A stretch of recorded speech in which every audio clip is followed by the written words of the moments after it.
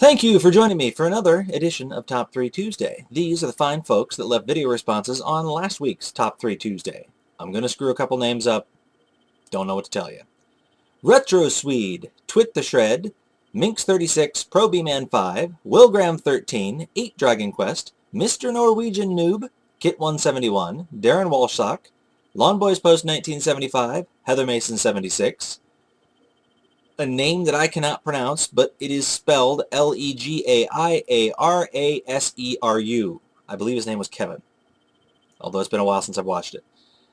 Another one from Heather Mason 76, Michael B. the Game Genie, X1IC1X, Old School Brian, Retro Game Tech, Digital Triple X, I'm assuming it's supposed to be Freak, but it's FR34K, Allmew 2011, Crow 111, Zach and the J, Dahmer Cool Stuff, Mini Elk 454, Electric Adventures, Evil Nod 6, Mike Gartner, Sega and More, Mr. Dude 206, Steve Benway, Simon UK, or Simon UK, I believe, as he prefers to have it pronounced, Undead Space Monkey 1. Was there actually an Undead Space Monkey before you tried to make that channel name? Just curious. Andrew's Game Display, Nyson Games, X Game Storm X, The Sainted Magnus Show, Jezbo Vision, and Cynical Enigma. Believe it or not, yes, I did watch every single one of those videos, and it took like 4 hours. And I don't think that's much of an exaggeration. I'm pretty sure if I look through here and counted them up, it'd be over 3 hours, probably 3.5 or 4. Part of the reason that I've not been watching as many videos as I have in the past, I used to watch a lot more videos. I'm still watching just as many videos, just most of them happen to be responses to Top 3 Tuesday, and I think that is awesome. So thank you very much, guys. To those of you that are used to seeing me comment on more of your videos, I've just been really busy lately, and this keeps me pretty busy too. So thank you to all of you that left video responses. It was another successful week. The Game Man Dan got over 400 subscribers, and he wanted me to say thank you to all of you. So thank you. Now, this week we have another young retro gamer, and I told you guys last week that I really like supporting the young retro gamers. Help them get their start on YouTube and encourage them to continue collecting retro games because they are the future of retro gaming. Is that an oxymoron? The future of retro gaming. I guess so. Now, his channel name is ClassicMetalFan22. He does mainly pickup videos, but still very entertaining young guy.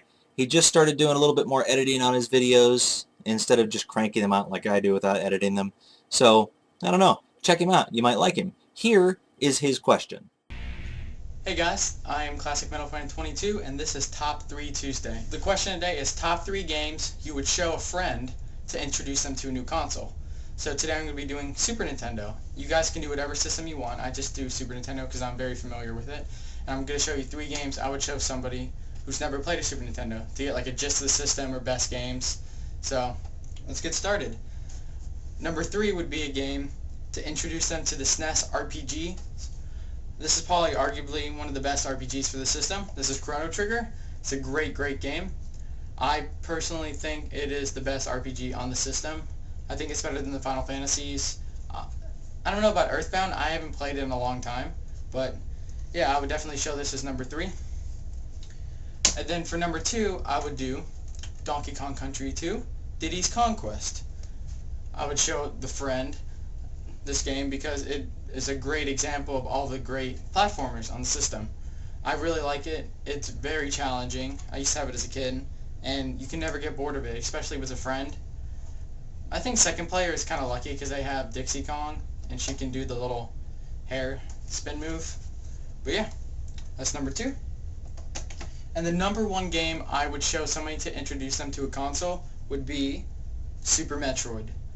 I was shocked when I first played this game. I got it for my birthday from my sister's boyfriend. He's like, this is a good game. I've always liked Metroid, but I've never been too much into it. And when I got this game, I just played it non-stop until I finally beat it.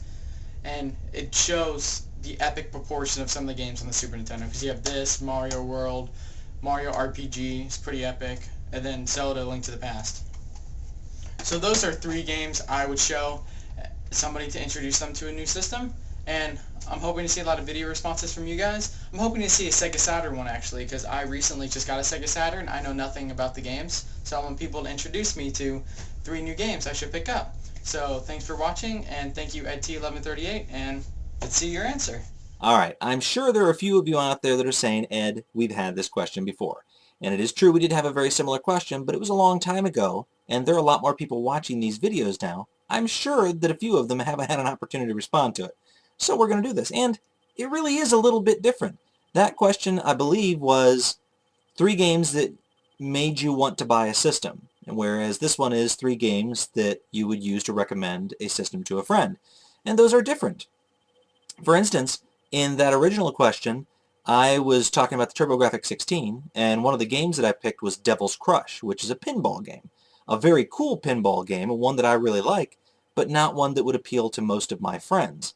So the games that I'm picking are games that I would use to appeal to my friends, to make them want to buy an NES, except all of them already know what an NES is, but you get the idea. Now, the games that I picked are not the games I had originally planned to do. I had originally planned to use the Jaguar, which is a system that most people think is a bad system and has nothing but bad games. I was going to try and sell you on it with 3 games that are unique to that system. Problem with that was I only have 2 games that are unique to that system. Well, actually that's not true. I have a few games that are unique to that system, but I only had 2 good ones. The one that I really would have liked to have used to recommend the system is Tempest 2000, which is a fantastic game that I played in emulation, but I haven't found it for a good price yet, so I had to put that out of the picture entirely. What I did end up picking is the NES, which I'm sure a lot of you people are thinking is really boring, but it's not something I talk a lot about. I'm considered probably by most to be a Sega fanboy because that's my biggest collection by far, Sega. But the NES is my biggest single game collection, and I never talk about it, so I'm going to talk about it, like it or not. Okay. The games I picked are games that are fun for multiple people to play at the same time. And the first one's going to seem a little odd. It is RC Pro-Am. This is not a multiplayer game. It's not even a 2-player game. However, we used to play this, my brothers, myself, my brother-in-law, and my sister, by taking turns. One person would play the first race, another person would play the second, third, so on and so forth, until we just couldn't get any further and we had to quit. We would lose. Then we would take and turn around and play, and somebody else would play the first track first. And we would keep playing that to see, what combination of players got us the furthest. Very fun game. It is actually my favorite racing game on the NES. Really, one of my favorite racing games of all time. Absolutely love this game. Would highly recommend it. And I think that it would make somebody want to own a NES if they didn't know what it was. Number 2 is a multiplayer game. It is Jackal. And if you haven't played this game before, essentially, you're driving around in an army jeep with a machine gun, a rocket launcher, and or grenade launcher, and you blow things up and save POWs. This game is not especially difficult. If you sit down and play this with a friend for a couple of hours, there's a pretty good chance that you'll be able to beat it. That does not make it any less fun. I have played this game probably more than 1,000 times, and every time I play it, I have almost as much fun as I did the very first time I played it. This game does not ever get old for me, especially when playing it in 2-player mode. Fantastic game. Definitely check it out. Hopefully, it would help to convince somebody to buy an NES. I think it would. It would convince me, for sure. Number 1 is Contra. Everybody knows what Contra is. I don't know of anybody that has no clue what Contra is if they play video games at all. But it is a side-scrolling shoot-'em-up, essentially. You're a guy with a gun, and you can get other guns, and you shoot stuff up. You play 2-player with it. This one, unlike Jackal, can be cripplingly difficult until you get used to it.